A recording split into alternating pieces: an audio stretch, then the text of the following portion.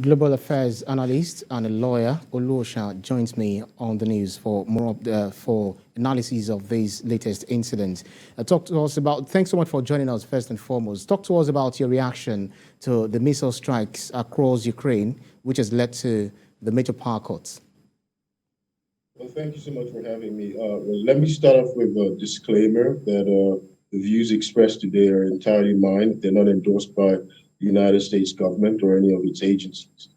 Well, let me answer your question. It appears that the recent bombardment, the almost 100 missile strike that we saw recently against Ukraine, launched by Russia, was probably some kind of retribution for Russia's loss of the Kherson region.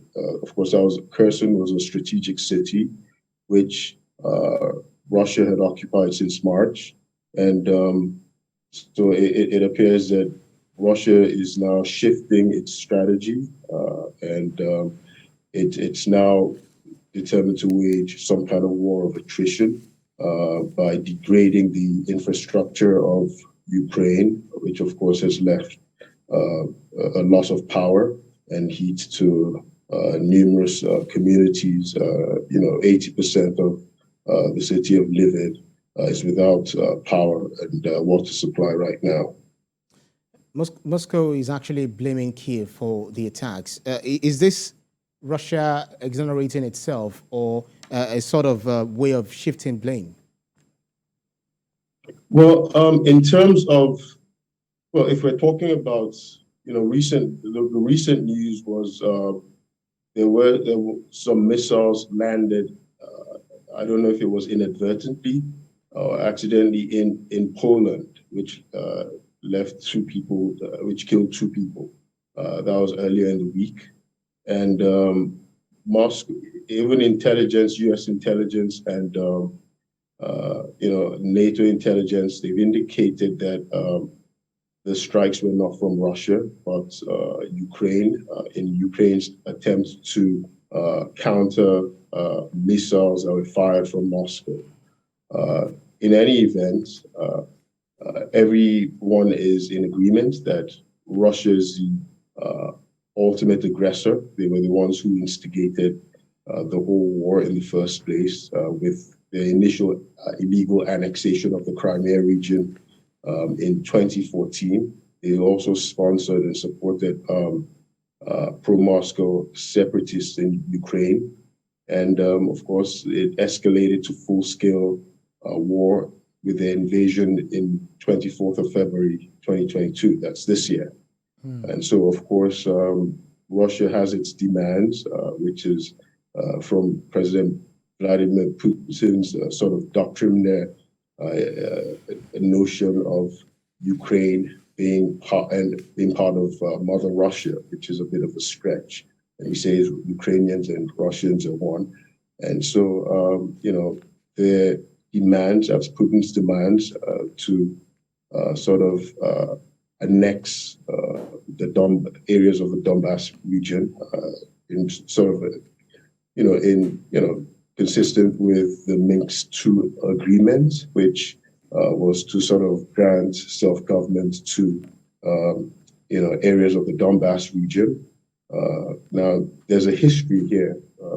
Russia and Ukraine, they've had long historical ties back and forth. Of course, Ukrainians, they have their own nationality, but you can say about 20 to 30% of people living in Ukraine are, they identify as ethnic Russians, especially in the southeast region. And so they've reached an impasse here where, Ukraine demands that they want a total withdrawal of Russian forces, while Russia is saying they want areas of the Donbass region to have self-government because they're, pro-Moscow. And so Putin seems to be intent on establishing a puppet regime in Ukraine, which is contrary to international laws and, which encroaches on the sovereignty of Ukrainians. Yeah. So, what would you say to the United States, the U.S. Department of State, calling on Russia to stop its abomination in Ukraine? That it has no chance of winning. Is this? Do you consider this a call? This call actually coming at the right time? Well, of course, it appears Putin appears to have imagined that his occupation would be a cakewalk. But Ukrainians have shown a lot of gusto. They've shown a lot of grit in fights, and they fought for their sovereignty. Regardless, Ukraine is not a NATO member. And, the challenge for Russia right now, everybody wants to see a cessation of hostilities. But the challenge for Russia is inadvertently hitting a NATO ally, a NATO member, which would, of course, trigger military action by NATO forces and including the United States. So Russia obviously doesn't want that. Yeah. But again, as we said, they have this doctrinaire notion that Ukrainians and Russians are one, which Ukrainians resist. And the idea that they want that areas of the Donbass region, which including the Crimea, which they annexed illegally in 2014. Ultimately, we're looking at some form of war of attrition by the Russians, just hoping that that Ukrainians will be worn out. Of course, Ukrainians can't survive without the supplies, the support from the West. So we're still seeing how it goes. Right. So the use of missile in the past weeks has really sparked a lot of concern. Looking at the global warming, looking at the impact of shooting missiles and attacking people, killing people, and issues like that. Do you think these actually call for a global concern?